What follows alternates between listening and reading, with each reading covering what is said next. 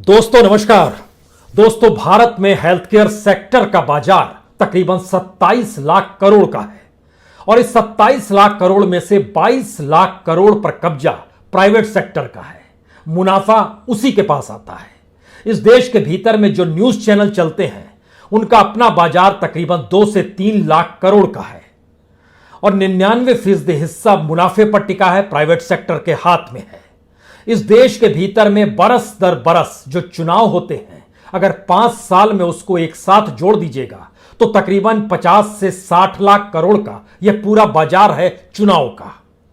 सवाल यही है कि इस देश के भीतर में जब सब कुछ पूंजी पर टिकी है, मुनाफे पर टिकी है, बाजार पर टिकी है, तो फिर इस देश में कोई भी संकट आए, कोई भी महामारी आए, उस पर लीपापोती करने के लिए सत्ता, कॉरपोरेट, पूंजी लगाया हुआ हेल्थ सेक्टर में वह तमाम प्लेयर्स और मीडिया, इन सब का नेक्सस एक साथ उभर कर आ ही जाएगा।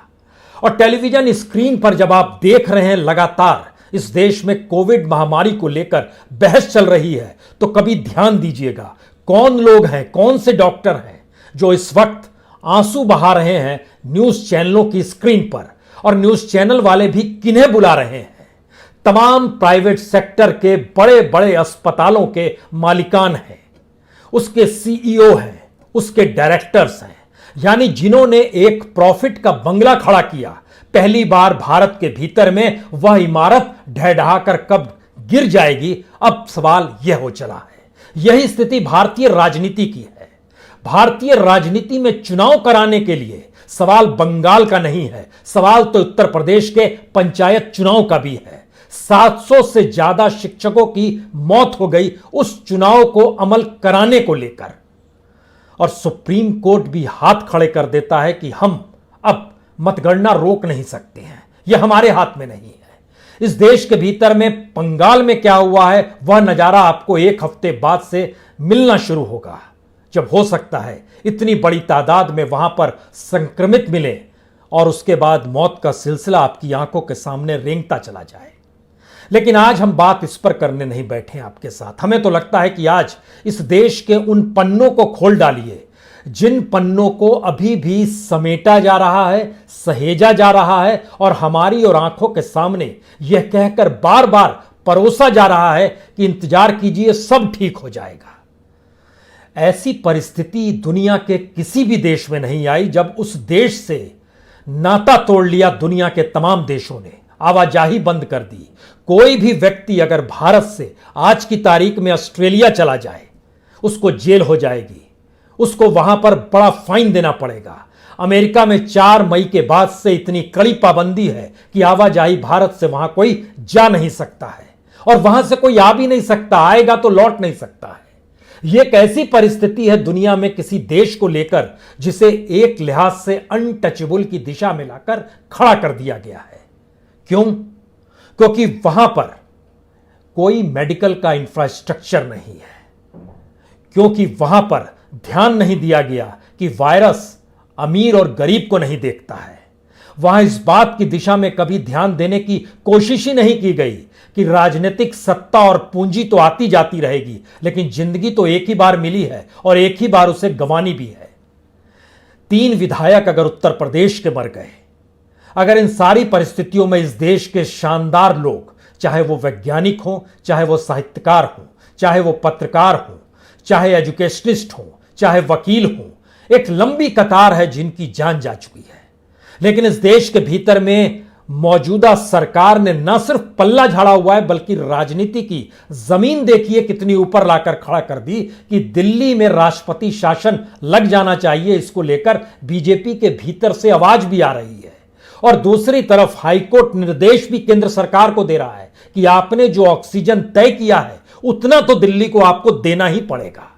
यह कौन सी परिस्थिति है? इस देश के भीतर में क्या वाकई सरकार है या ऐसा वक्त आ गया है जिसमें राष्ट्रपति को कदम उठाना पड़ेगा कॉन्स्टिट्यूशन के आगे जाकर? इस देश के चीफ जस्टिस को निर्णय लेने पड़ेंगे कॉन्स्टिट्यूशन से आगे जाकर। क्या यह संभव है? इस देश में प्रधानमंत्री इस्तीफा नहीं देते हैं, अपनी सरकार को बर्खास्त नहीं करते हैं और चुनाव मैदान में दोबारा कूदने की स्थिति में कोई प्रधानमंत्री कभी नहीं आया है। तो मौजूदा वक्त में कोई कैसे आ जाएगा। लेकिन जरा स्थिति को पहले आज आप देख लीजिए, समझ लीजिए। स्थिति की शुरुआत इससे होगी कि अब घर में गेहूं, आटा, चावल जमा करने का वक्त नहीं है, मेडिसिन और ऑक्सीजन जमा करने का वक्त है। क्या ऐसी कल्पना किसी ने की थी? ऐसी सरकार की नियम कायदे जिसमें निर्णय हो जाता है, ऐलान हो जाता है कि वैक्सीन 1 मई से 18 साल की उम्र के बाद हर किसी को देने शुरू कर देंगे। लेकिन जो 45 के पार हैं उन्हें भी पहला या दूसरा डोज मिला है या नहीं, और नहीं मिल पाने की वजह कहीं वैक्सीन का नहीं होना तो नहीं है। कोई ध्यान नहीं, किसी दिशा में कोई ध्यान नहीं। इस देश के भीतर में अस्पतालों की कतार राज्य दर राज्य जब देखना शुरू कीजिएगा तो हैरत में आ जाइएगा। लगभग 70% औसत अस्पताल प्राइवेट हाथों में है। वो प्राइवेट हाथ जिन्होंने इससे पहले कभी इलाज नहीं किया। प्राइवेट अस्पतालों के डॉक्टर्स इलाज नहीं करते हैं, बल्कि ऑपरेशन करते हैं, रिपोर्ट्स मंगाते हैं। लाखों का ऑपरेशन होता है।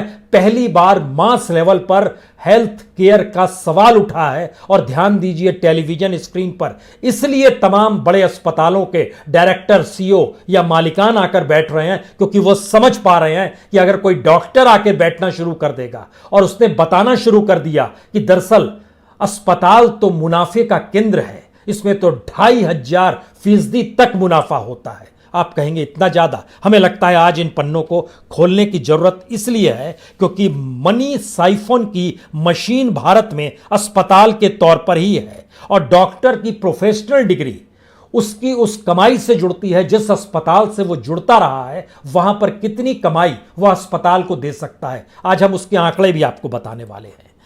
इसीलिए जब जयपुर गोल्डन हॉस्पिटल के मालिक के आंखों से आंसू निकल जाते हैं ये कहते हुए ऑक्सीजन नहीं थी, 25 मर गए।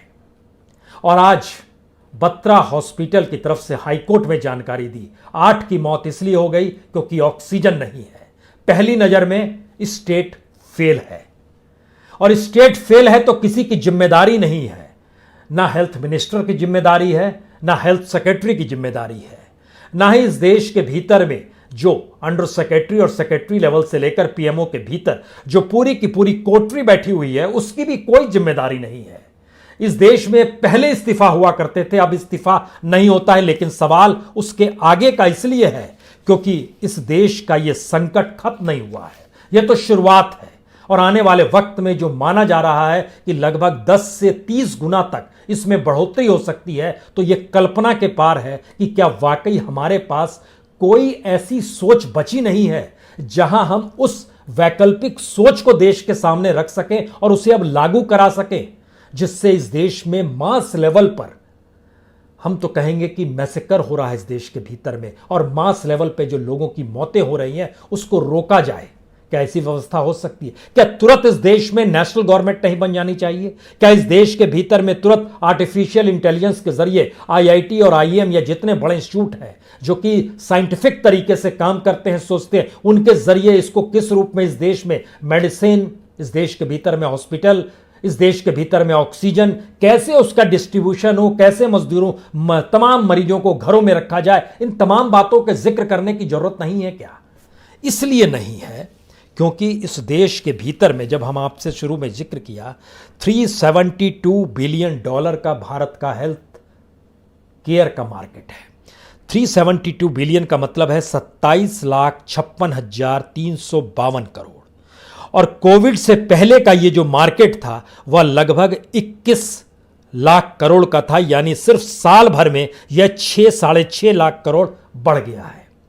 इतना ही नहीं, अगर आप पहले कुछ चले जाइएगा, यानी 2014-15 में चले जाइएगा, तो भारत के हेल्थ केयर का मार्केट सिर्फ 7,15,000 करोड़ का था।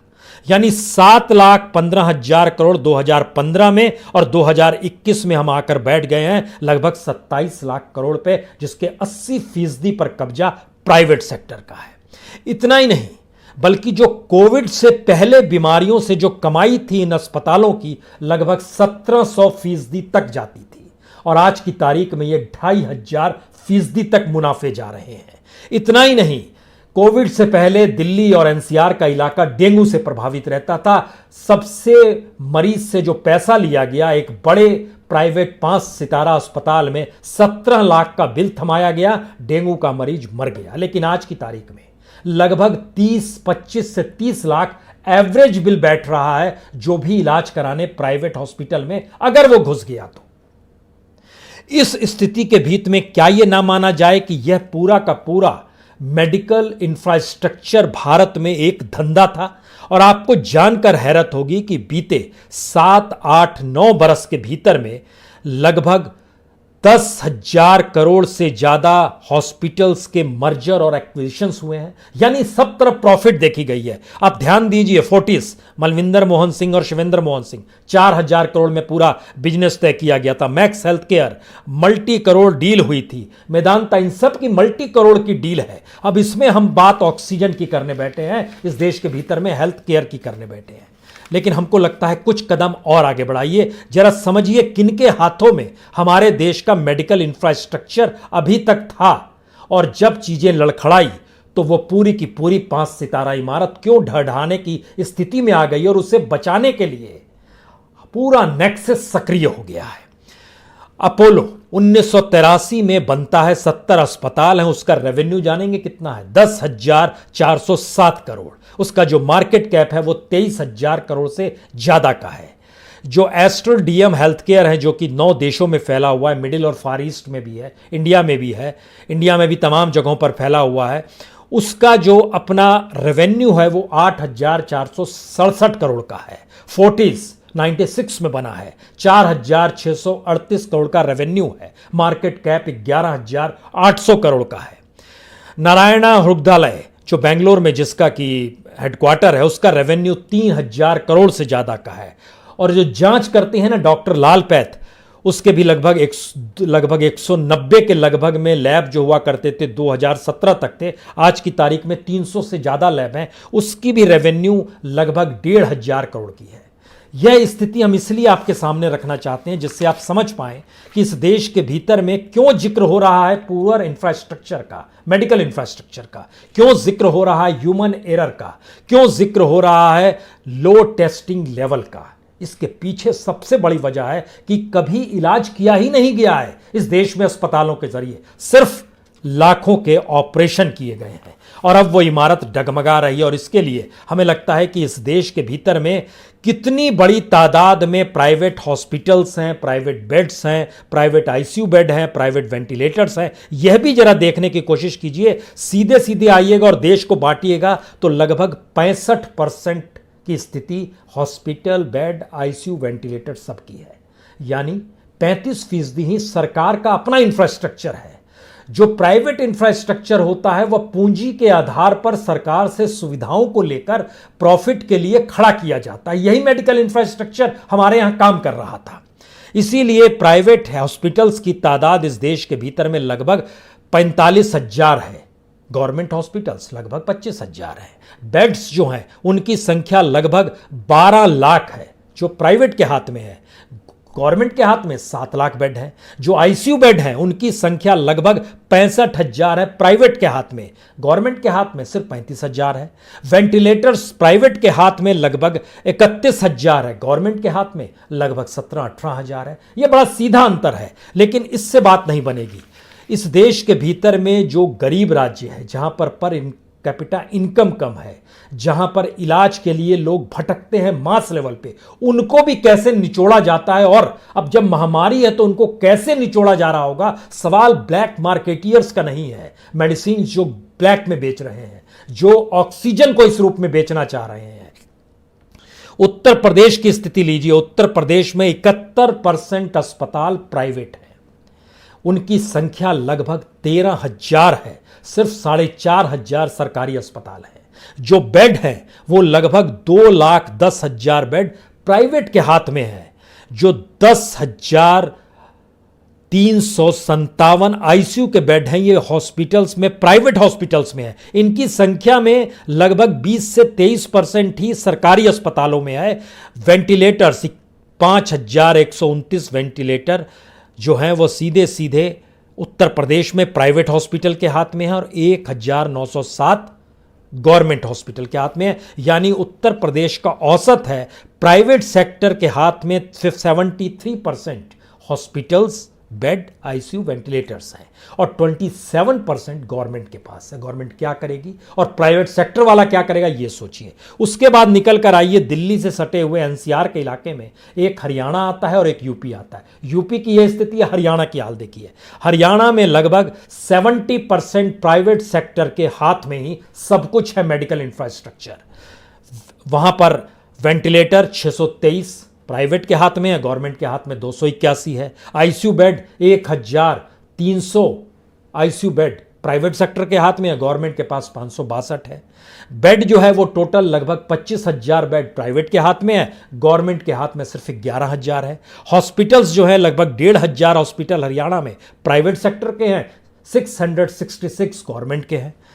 अब आइए दिल्ली के भीतर में, जिस दिल्ली को बर्खास्त करने को लेकर जिक्र हो रहा है कि राष्ट्रपति शासन लगा दिया जाए, वहां की स्थिति को देखिए तब आप समझ पाएंगे। लगभग 40% प्राइवेट सेक्टर के हाथ में दिल्ली के हॉस्पिटल हैं, 60% यहां पे गवर्नमेंट के हाथ में है। यहां पर गवर्नमेंट का सबसे मजबूत इंफ्रास्ट्रक्चर पूरे देश में और कहीं नहीं, दिल्ली में ही है। दिल्ली के भीतर में 67 हॉस्पिटल, सीधे तौर पर समझें तो ये प्राइवेट के हाथ में है, लेकिन 109 हॉस्पिटल गवर्नमेंट के हैं, 40% ही प्राइवेट के हाथ में है। बेड जो हैं, अगर प्राइवेट के हाथ में 15,000 है तो गवर्नमेंट के पास अपने 25,000 हैं। आईसीयू बेड में लगभग 754 बेड प्राइवेट के हाथ में है तो 1,300 बेड गवर्नमेंट के पास है। जो वेंटिलेटर 377 प्राइवेट के हाथ में है, 610 गवर्नमेंट के हाथ में है। यहीं से यह बात शुरू होती है कि इस देश के भीतर में राजनीतिक सत्ता पाने की जमीन पे तमाम इंफ्रास्ट्रक्चर को खड़ा किया गया और पहली बार वो प्राइवेट इंफ्रास्ट्रक्चर संकट में है तो उसके डायरेक्टर, उसके सीईओ, उसके मालिकान टेलीविजन स्क्रीन पर आकर बता रहे हैं कि इलाज कैसे करना चाहिए। जिन्होंने कभी इलाज नहीं किया है, जिन डॉक्टरों के जरिए इलाज होते रहा, उनको बड़ी मोटी रकम दी गई और बताया गया कि आपको सिर्फ ऑपरेशन ही करने हैं, आपको सिर्फ टेस्ट से ही डील करना है। लेकिन यहां तो मामला कुछ और है।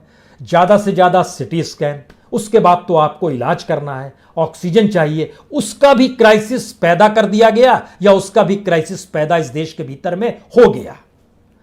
यह एक ऐसी परिस्थिति में देश को आकर खड़ा हो गया। हमको लगता है इसमें इस देश के सबसे बेहतरीन राज्य महाराष्ट्र का जिक्र करने की भी जरूरत है। महाराष्ट्र में मुंबई इस देश की आर्थिक नगरी मानी जाती है, लेकिन इस महाराष्ट्र का भी सच क्या है, यहां पर 75 से 78% प्राइवेट सेक्टर के हाथ में हॉस्पिटल भी है और प्राइवेट सेक्टर के हाथ में वेंटिलेटर, बेड, सब कुछ है। संख्या के हिसाब से लीजिएगा तो सरकारी अस्पताल सिर्फ 711 है, प्राइवेट सेक्टर के हॉस्पिटल्स 2,492 हैं। महाराष्ट्र में जो बेड की जरूरत होती है, सरकार के पास तो सिर्फ 51,000 बेड पूरे महाराष्ट्र में है, लेकिन 1,80,293 बेड महाराष्ट्र में प्राइवेट सेक्टर के हाथ में है।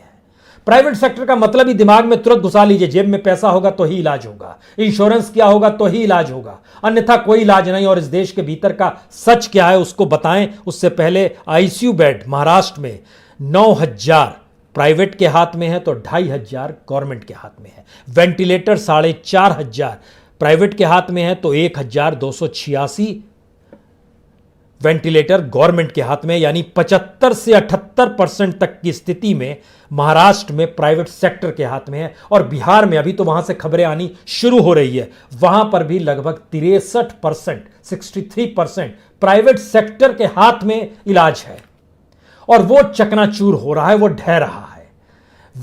जो लैंसेट है उसकी एक रिपोर्ट है, वो बतलाती है कि भारत के भीतर में शहरी इलाकों में ओवरऑल 78% प्राइवेट सेक्टर का कब्जा है और ग्रामीण इलाकों में 71%। यानी गवर्नमेंट का अपना इंफ्रास्ट्रक्चर जो है वह सिर्फ और सिर्फ 20 से 29% के बीच में ही है, शहर और गांव दोनों जगह अगर मिला लीजिएगा। यानी जब आप एवरेज निकालिएगा तो 75% कब्जा प्राइवेट सेक्टर के हाथ में है, जो प्रॉफिट पर टिका हुआ, इसको दिमाग में रखिएगा। और इस प्रक्रिया के भीतर में पहली बार संकट मेडिसिन और ऑक्सीजन का अगर आया है तो जिम्मेदारी कौन लेगा? उस इंफ्रास्ट्रक्चर को बचाने की लड़ाई हर कोई लड़ रहा है। मरीजों को बचाने की लड़ाई कोई नहीं लड़ रहा है, मरीजों को किस रूप में इलाज मिले इसकी लड़ाई कोई नहीं लड़ रहा है। उस इंफ्रास्ट्रक्चर को पैदा करने की कोशिश के लिए हाई कोर्ट के दरवाजे खटखटाए जा रहे हैं, सुप्रीम कोर्ट सुओ मोटो में अपने हाथ में ले रहा है, लेकिन यह कहने को तैयार नहीं है कि आज की तारीख में इस देश में अब नेशनल गवर्नमेंट की जरूरत आन पड़ी है, जहां पर वाकई राष्ट्रीय सरकार बने और पार्टियां खत्म हो, इलेक्शन खत्म रोक दिए जाएं। इन सब चीजों से देश नहीं बचेगा, इलेक्शन से लोग नहीं बचेंगे तो कैसे चीजें होंगी। हमें लगता है कि यहां पर तो आपको याद हम ये भी दिला दें कि जब नागासाकी और हिरोशिमा पर न्यूक्लियर बम गिराया गया था, उस वक्त हिरोशिमा में 1,29,000 लोगों की मौत हुई थी, नागासाकी में 2,26,000 लोगों की मौत हुई थी। और फिर उसके बाद एक के बाद एक जो अलग अलग महीने साल बीतते बीतते जो असर पड़ा, वो हिरोशिमा में लगभग 1,46,000 लोगों पर असर पड़ा, तो नागासाकी में लगभग 90,000 लोगों पर असर पड़ा। यह एक स्थिति है। सेकेंड वर्ल्ड वॉर में लगभग 7.5 करोड़ लोगों की मौत हुई थी। लेकिन अगर हम आपसे यह कहें कि भारत को लेकर जो दुनिया एनालिसिस कर रही है वो इतनी डराने वाली है कि उसमें सेकेंड वर्ल्ड वॉर भी समा जाएगा और हिरोशिमा नागासाकी भी समा जाएगा, तब आप क्या कहेंगे? क्या इस देश के भीतर में मौजूदा सरकार को खत्म करके इस देश में नेशनल गवर्नमेंट बनाने की जरूरत नहीं है? इस देश में कोई व्यक्ति सामने क्यों नहीं आता? वो डरता है मौजूदा राजनीतिक सत्ता से कि कल उसका कहीं नाम हो गया तो फिर मुश्किल हो जाएगी। कॉरपोरेट वाला अपने पीछे हाथ खींचे हुए है, बॉलीवुड आधे से ज्यादा खाली हो गया, विदेश चला गया, कॉरपोरेट के तमाम लोग विदेश चले गए। अब इस बीच में तो भारत अलग थलग पड़ के एक टापू की तरह दुनिया के सामने पड़ा हुआ है, जहां से लोगों की आवाजाही रोक दी गई है। जिम्मेदारी इस देश के लोगों को क्यों नहीं लेनी होगी? और इस देश के भीतर में जब हम इस बात का जिक्र करते हैं कि चुनाव भी करा दिए जाते हैं, बैंड बाजे भी बज जाएंगे, और उस चुनाव के भीतर में उत्तर प्रदेश में ताजा आंकड़ा बताता है कि 7, 8, 9 शिक्षकों की मौत उस चुनाव को अमल कराने को लेकर हो गई। बंगाल में 3 कैंडिडेट्स की मौत हो गई जो चुनाव लड़ने के लिए प्रचार कर रहे थे। उत्तर प्रदेश में 3 एमएलए मर गए। इस देश के भीतर में 140 से ज्यादा जर्नलिस्टों की मौत हो गई।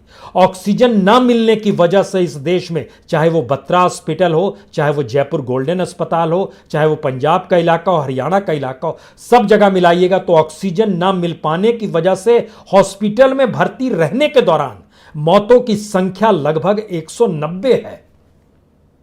जो अस्पताल के भीतर हैं उनकी मौत की हम पूरी संख्या बता रहे हैं आपको।